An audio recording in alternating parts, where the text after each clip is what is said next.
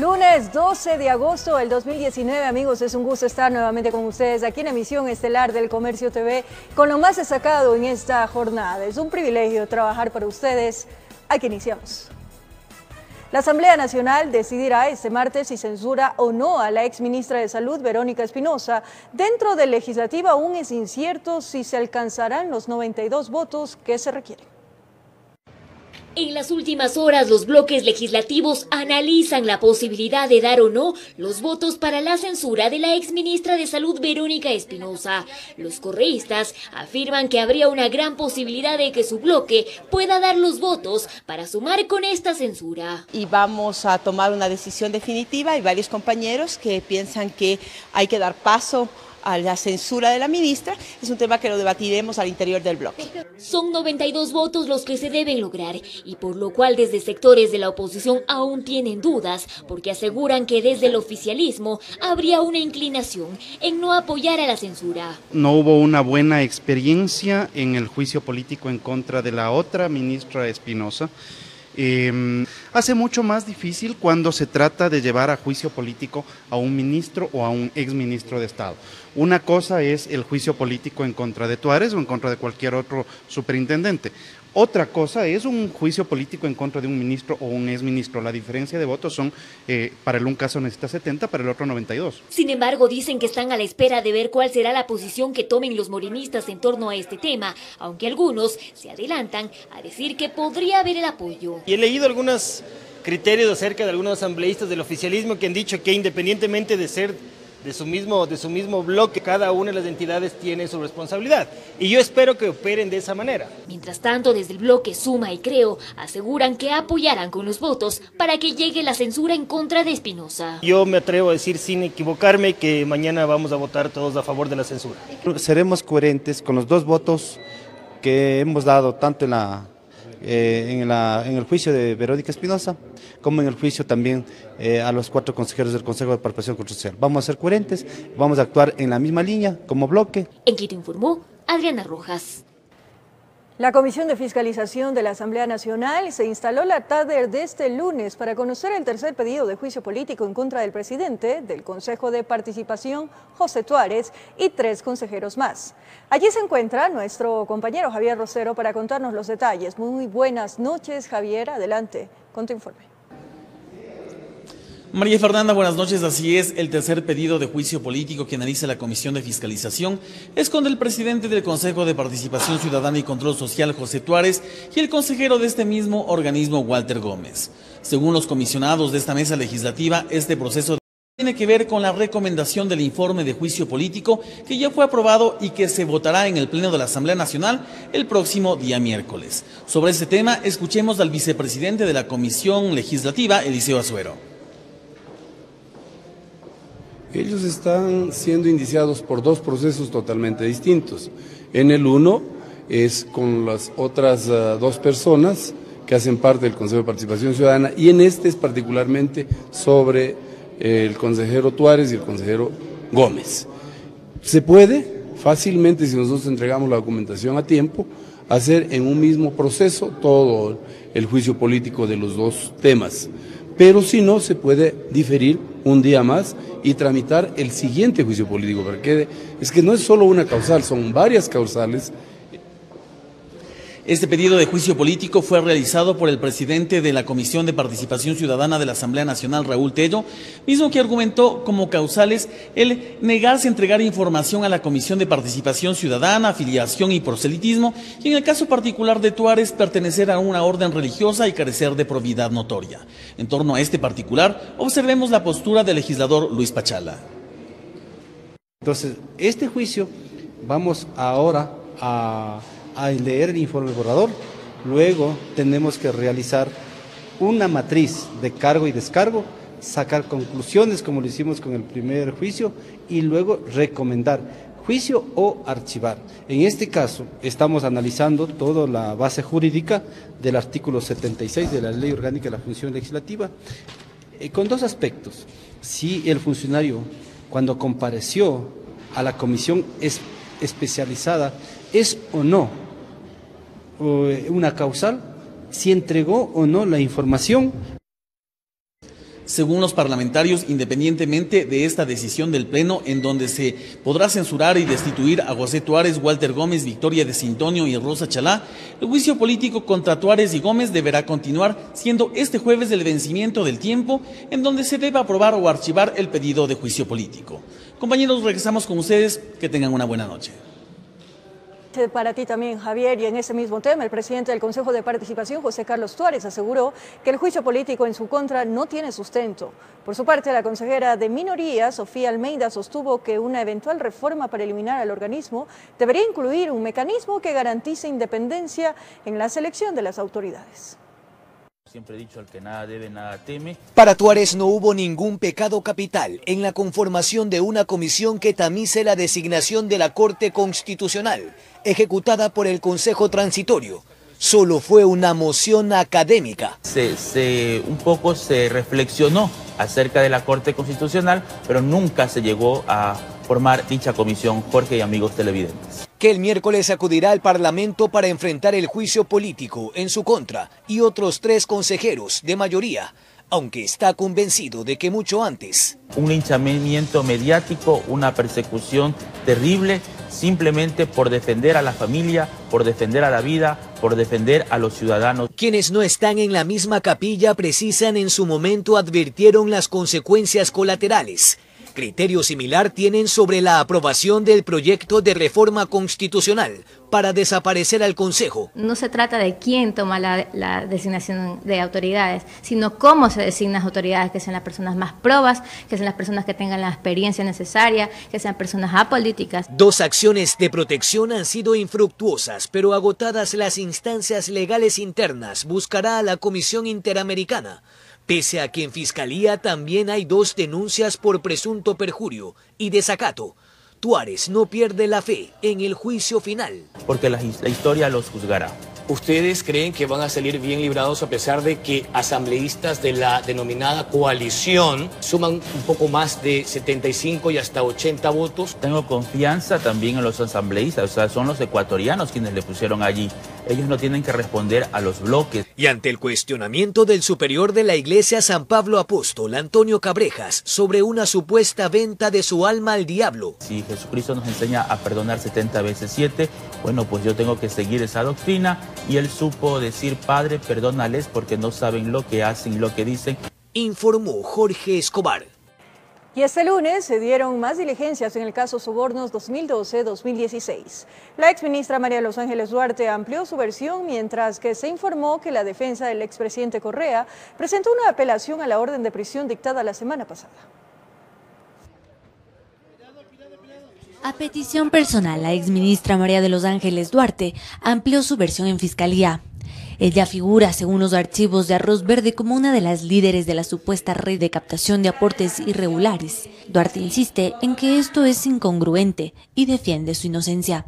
Ella apunta en ese cuaderno que nunca abre los sobres que recibe de efectivo y los entrega inmediatamente sin abrir. Mi pregunta es, si no abre los sobres, ¿de dónde salen pues los valores? ¿De dónde salen todos esos valores que están anotados en los cuadros Excel? Y así como esas inconsistencias han puesto mi nombre, yo soy inocente de esto, nunca participé, pedí, soborné ni nada a ningún contratista. Y aunque la exsecretaria de Estado del correísmo no pudo negar las inconsistencias en sus declaraciones patrimoniales, ella aseguró que tiene una explicación para eso. En algún momento, por un error, hice una declaración un poco inferior, pero en $40.000 a lo que me había ingresado. Están todos los cheques, nada injustificado, un trabajo que yo hice cuando no estuve, un año que no estuve en el sector público. La semana pasada Duarte fue vinculada al caso, al igual que el expresidente Rafael Correa. Para ella se mantiene un régimen de presentación periódico ante la justicia, pero asegura que esto le ha causado más de un problema personal. Yo he trabajado en una empresa que está construyendo el hospital de Durán. Efectivamente, yo trabajé durante 21 meses y recibí un sueldo, no es que me dieron un cheque en el momento, fue un sueldo mensual durante 21 meses. Y obviamente cuando escucharon el escándalo y ellos sin saber de qué se trata fueron involucrados, me pidieron la renuncia, así que por culpa de todo esto estoy sin trabajo. En este mismo caso se informó que ante la Corte Nacional de Justicia llegó la apelación presentada por la defensa del expresidente Rafael Correa a la prisión preventiva, que fue ordenada la semana pasada. Según explican los letrados, no habrían suficientes elementos de convicción para dicha orden. Informó Carolina Basante. Mary Zamora, expresidenta de la UNE, solicitó en Fiscalía que se ejecuten nuevas diligencias en su caso por supuesta manipulación en la justicia en el proceso legal que se le siguió por su participación en los hechos del 30S, por lo que pide que se convoque al expresidente Correa y a otros exfuncionarios a rendir su versión. La expresidenta de la UNE, Mary Zamora, acudió a la Fiscalía para solicitar a la principal autoridad de esta entidad que se realice una pericia completa a los correos de la procesada Pamela Martínez en el caso Sobornos 2012-2016 y en los que se mencionaría el caso por terrorismo y sabotaje en el que fue sentenciada Zamora a 8 años de cárcel. Buscamos justicia y buscamos que en este país de una vez por todas quede claro, salga a la luz pública la inocencia de todos los perseguidos políticos. Mary Zamora estuvo acompañada por varios integrantes del Movimiento de Unidad Popular y en el pedido que entregó incluiría una solicitud a que se llame a rendir versión al expresidente Rafael Correa y a otros funcionarios. Todo eso se incorporen como prueba fehaciente en todo este proceso de indagación que estamos siguiendo. La expresidenta de la UNE asegura haber sido una perseguida política en el gobierno de Rafael Correa y cree que la información que habría sido encontrada en los aparatos electrónicos incautados a Martínez y a su asistente Laura Terán, también procesada en el caso Sobornos, se revelaría la injerencia que tuvo el expresidente en la justicia ecuatoriana durante 10 años. Hasta que Rafael Correa y toda su banda de delincuentes paguen por todo el daño que le hicieron al país, que me hicieron en mi caso violando todos mis derechos humanos. Mary Zamora fue acusada por el régimen de Rafael Correa de terrorismo y sabotaje, ya que participó en la protesta del 30 de septiembre del 2010. En el 2014, Zamora fue declarada inocente. El caso llegó a la Corte Constitucional, donde Pamela Martínez era jueza y sobre ese trámite ella le habría sabido informar al expresidente. En noviembre del 2018, la Fiscalía abrió una indagación previa contra el exmandatario y el exfiscal Chiriboga por el delito de fraude procesal en este caso. Galo Chiriboga fue también un brazo ejecutor de toda la persecución política, informó Patricia Aldaz. Según la ministra de Educación, Montserrat Kramer, para esta segunda semana del trámite para cancelar la deuda a los maestros jubilados se destinará 240 millones de dólares en bonos para 4.500 pensionistas. El gobierno dispuso 3 sistemas para cancelar la deuda a los maestros jubilados. Hasta el momento, 840 pensionistas se han beneficiado con el pago en bonos del Estado. El monto cancelado asciende a 44 millones de dólares. Para esta semana se prevé que más jubilados se acojan voluntariamente a esta modalidad de pago. Aproximadamente destinado para los pagos en bonos a 4.540 beneficiarios. Esperamos que obviamente sigan acudiendo y poder satisfacer esta necesidad.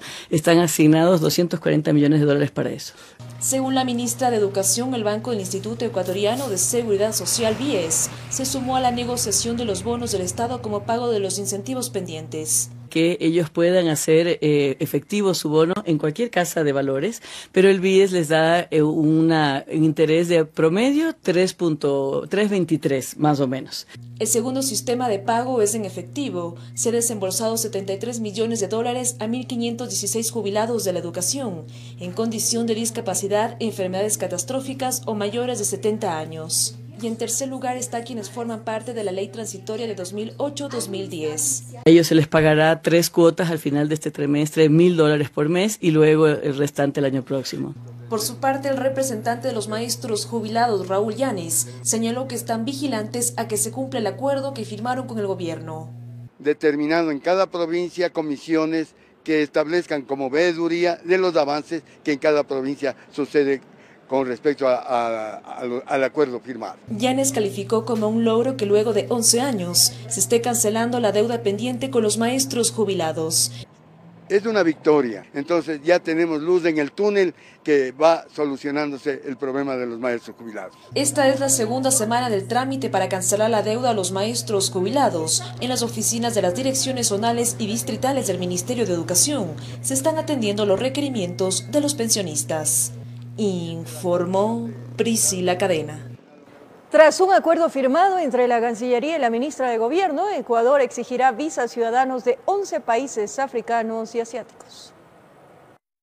Ciudadanos de 11 países de África y Asia requerirán de una visa para ingresar a Ecuador. Así lo establece un acuerdo firmado entre los Ministerios de Relaciones Exteriores y la ministra de Gobierno. Según el acuerdo, se exigirá este requisito a nacionales de Angola, Camerún, Gambia, Ghana, Guinea, India, Irak, Libia, República Democrática del Congo, Siria y Sri Lanka.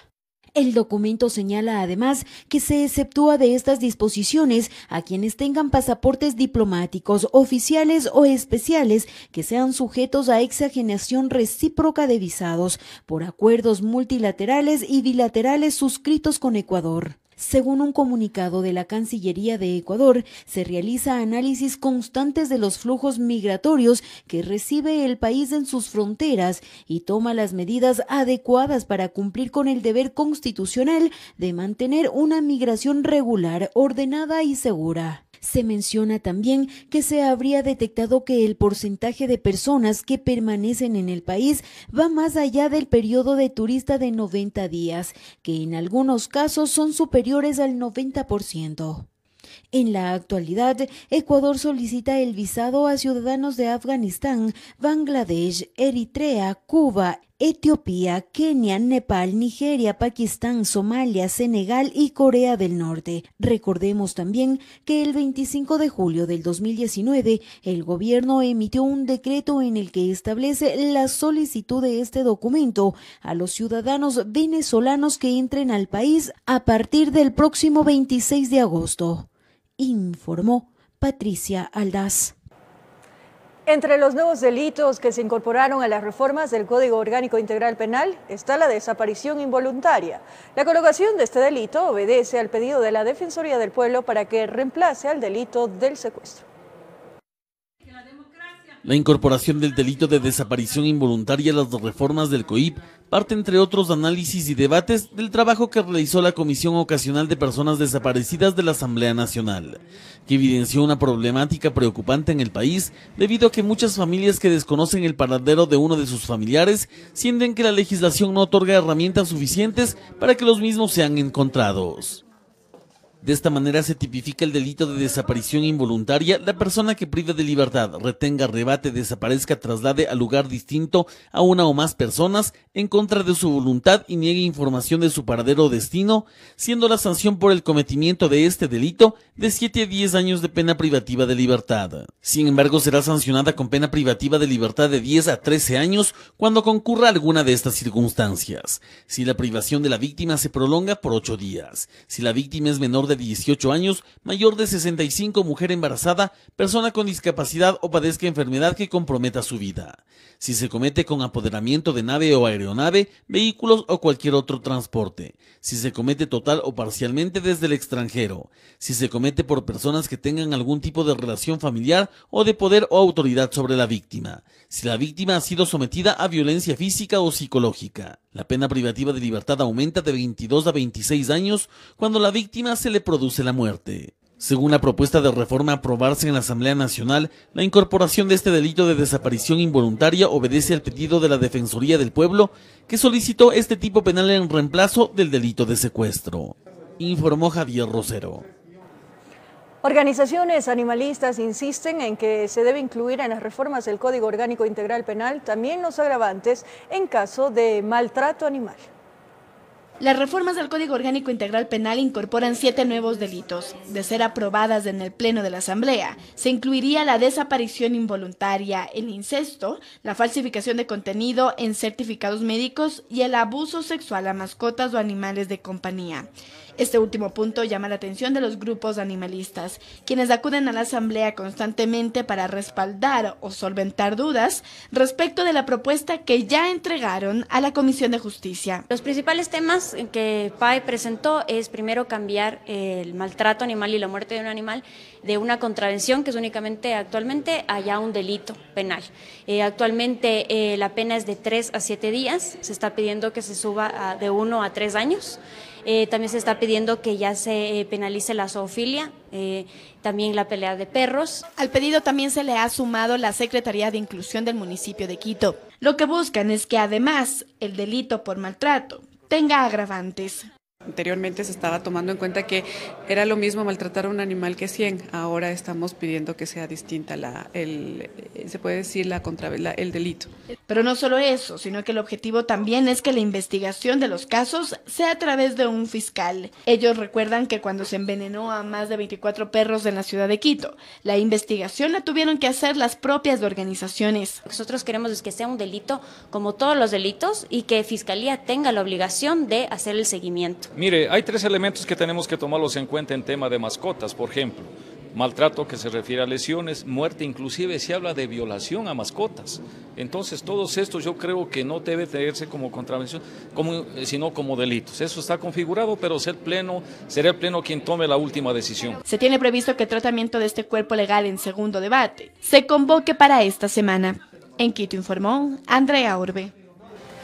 Momento de nuestra primera pausa aquí en la emisión estelar del Comercio TV, y al regresar, mucha atención. En Guayaquil, delincuentes dispararon 7 veces contra el vehículo en el que se transportaba el abogado Raúl Llerena.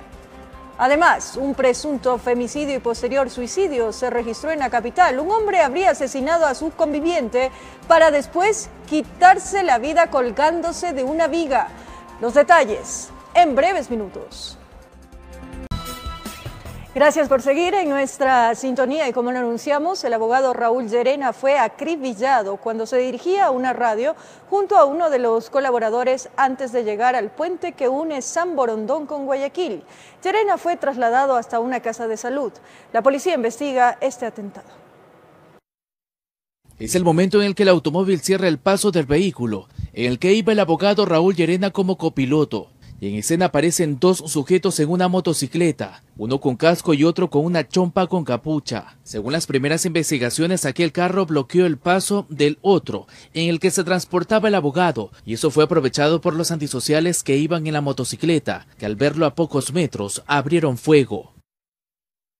Eso ocurrió en plena curva, aproximadamente 300 metros, del puente que une San Borondón con Sauces 4, a las 6 de la mañana con 45 minutos. Su colaborador lo trasladó inmediatamente a la clínica Alborada, donde ingresaron caminando, pero con dolor en el tórax y sangrando. Así lo mencionó un comunicador que conversó con el único testigo. Inclusive vemos huellas de sangre aquí a la entrada de la clínica, ¿no?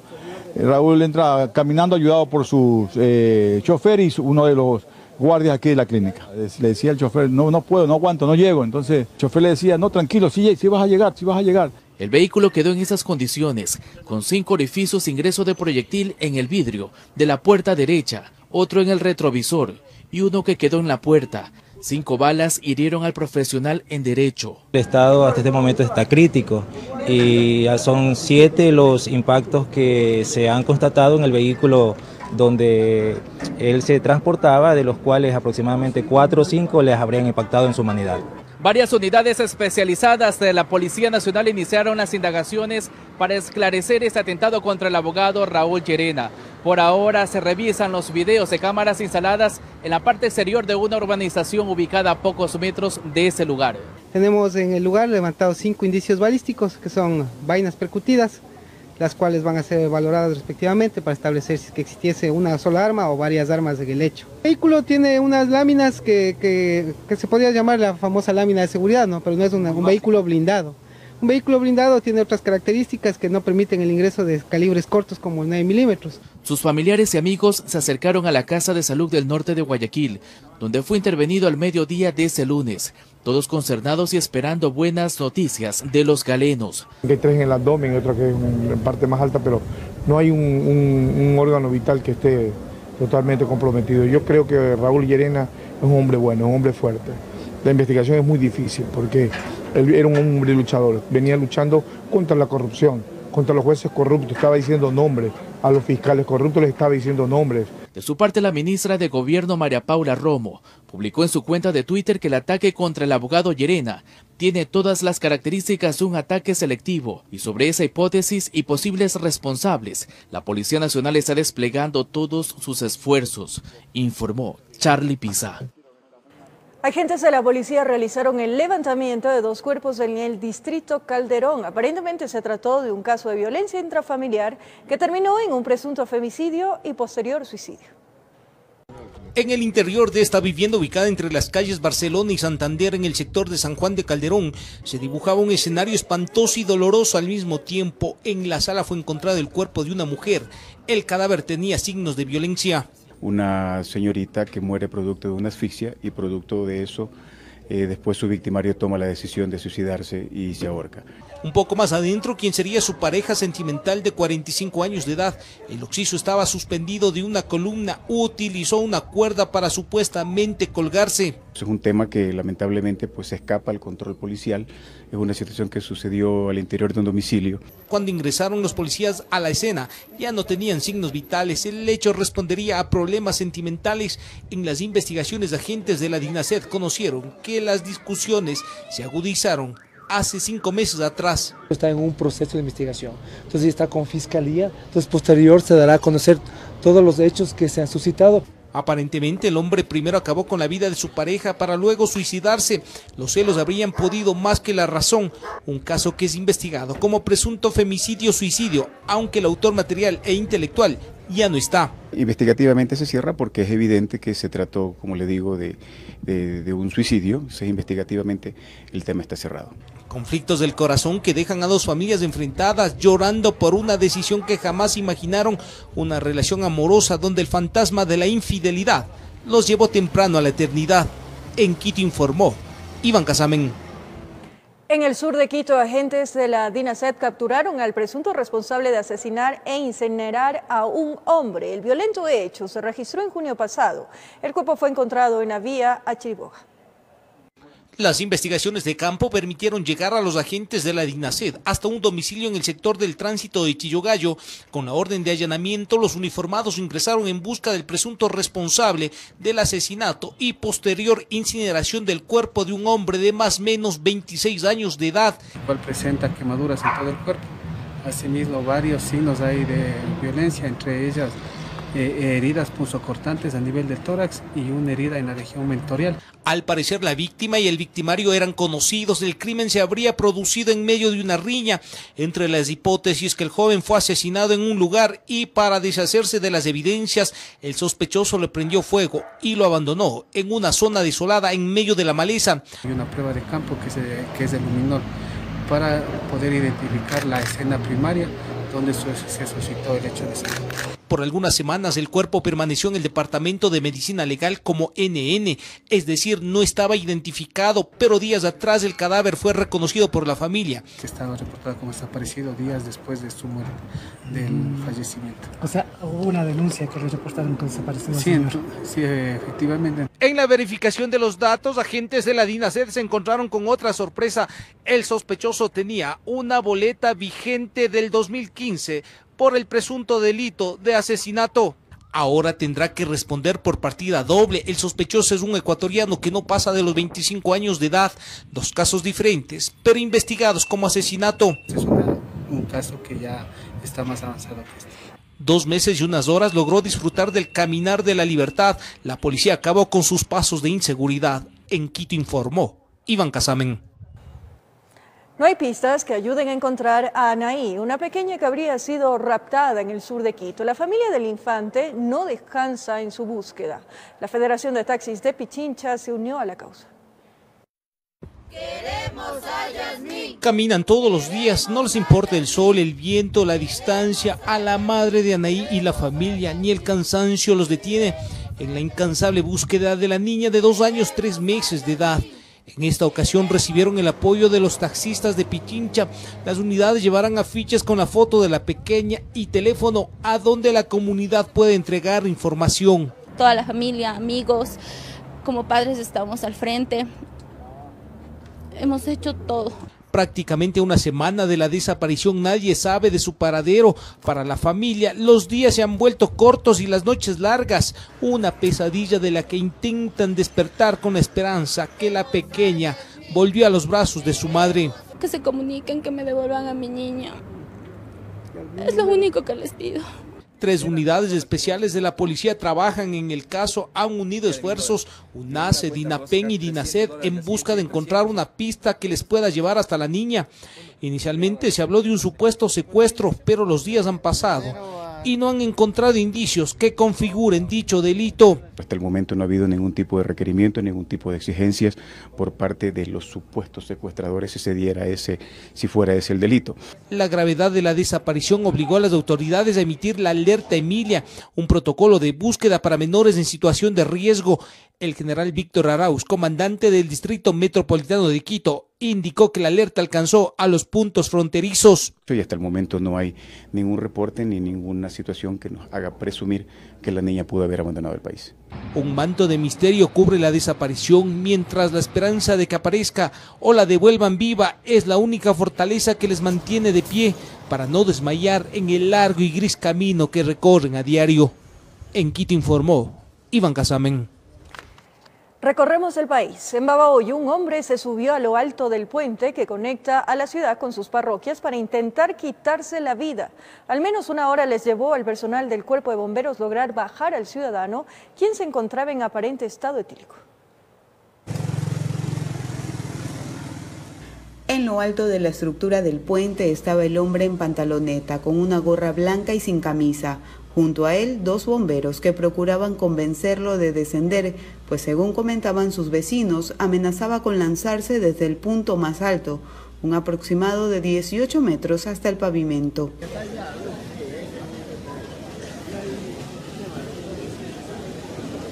Efectivamente se encontraba en estado de embriaguez y por eso tenía esas intenciones de saltar al vacío. El trabajo de los bomberos les tomó casi una hora. A más de su personal, recurrieron a otros equipos. En caso de ser necesario, habíamos movilizado la torre escalera para realizar alguna maniobra de intervención en altura. No fue necesario la intervención de ese vehículo, pero el personal que estaba preparado y especializado para esas actividades logró someter a la persona. Este viaducto conecta Babahoyo con sus parroquias urbanas Barreiro y El Salto, pero además conduce a los cantones del centro y norte de la provincia de Los Ríos. Debido al aparente intento de suicidio, el tránsito vehicular se paralizó. La Policía Nacional actuó en el control del mismo. Claro, o sea, para mí es una locura, no sé, pues, o sea, tanto es el alcohol, porque creo que anda mareado, tanto creo que sea el efecto del alcohol para que él sea así. Finalmente, el ciudadano bajó caminando junto a los bomberos, que lo trasladaron para una valoración en ambulancia, y el tránsito poco a poco volvió a restablecerse. Desde Los Ríos informó Odette Camacho. Una nueva pausa en la emisión estelar del Comercio TV y al regresar en lo más destacado del acontecer internacional. El peso argentino se desploma tras la victoria de Alberto Fernández en las elecciones primarias. Además, 2 militares fallecieron durante un show aéreo en Colombia. Ya volvemos en TVC.